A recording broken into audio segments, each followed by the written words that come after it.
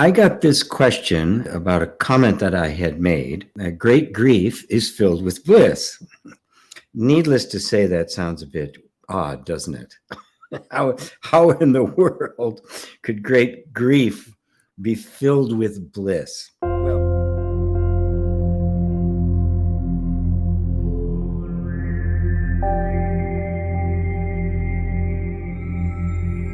Well, hey, everybody.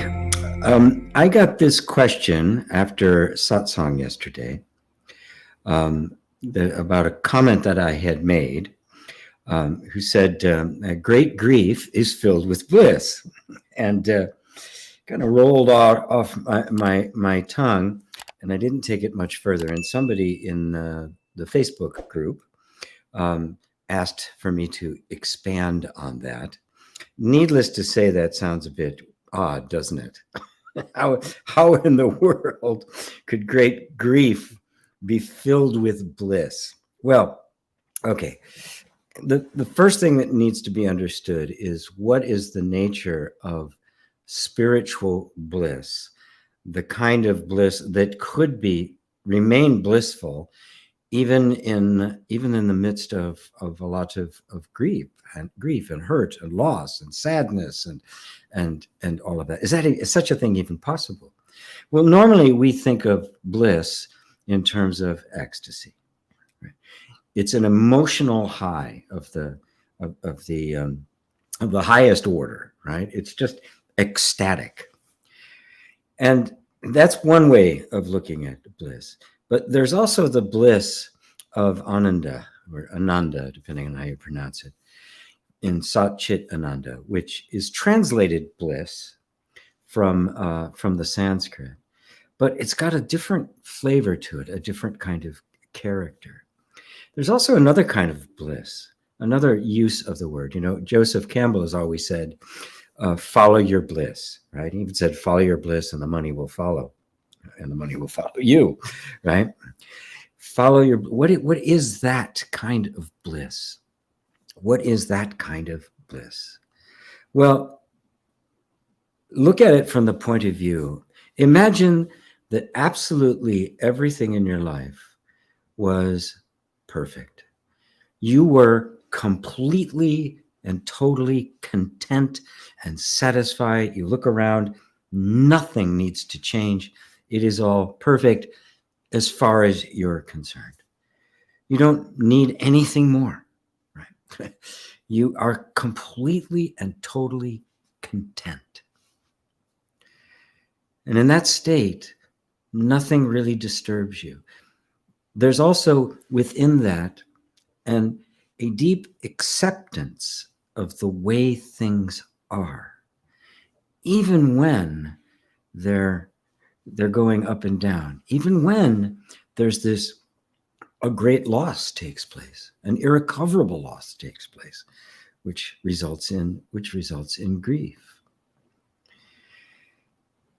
So I'm referring this bliss to a state of mind that is beyond our emotions. It is beyond merely the grief or the ecstasy.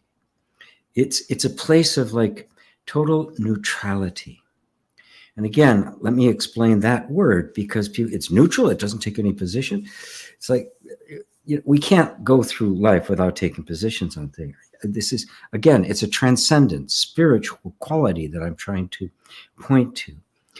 It's that in the neutrality, your eyes are not, your vision is not distorted. It is not biased. It is not cherry picking evidence to fit a predefined agenda. By neutral, I mean, it does not have a vested interest in anything except the truth. What is the truth? Or what is the most loving, right? That is beyond an opinion. And so it doesn't harbor anything. And so the neutrality is simply clear seeing everything as it is. And not just seeing it as an understanding, but an understanding that sinks into the heart, that it totally accepts things as they are, accepts this. This kind of neutrality is like, a good metaphor would be the fulcrum on a seesaw. Right? The seesaw is constantly moving up, down. It's a roller coaster ride. Fun for kids and adults. Kids of all ages enjoy the teeter-totter. But the fulcrum isn't moving. It is not taking sides. It is not saying, no, I only want this side. It's completely neutral. It's equanimous. It's bliss. It's not taking sides. And of course, without this fulcrum, there is no teeter-totter, seesaw, whatever you call it. Without that, that cannot happen. It's like essential to the whole thing. It's the fulcrum for any lever that's going to move some great weight. Give me a lever big enough and I can move the earth.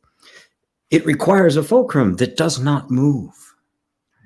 This is what I'm talking about when I'm talking about that kind of bliss. It is a spiritual state that is not disconnected from the ups and downs of human life, just the way the fulcrum isn't, okay? But it doesn't have a vested interest in it. And therefore it sits as peace, as contentment, as equanimity, as sweetness, as love. So that's what I mean, because a state like that, in totally open and accepting with no resistance whatsoever, knows that state of calm presence and even contentment in the face of even the most difficult adversity and loss.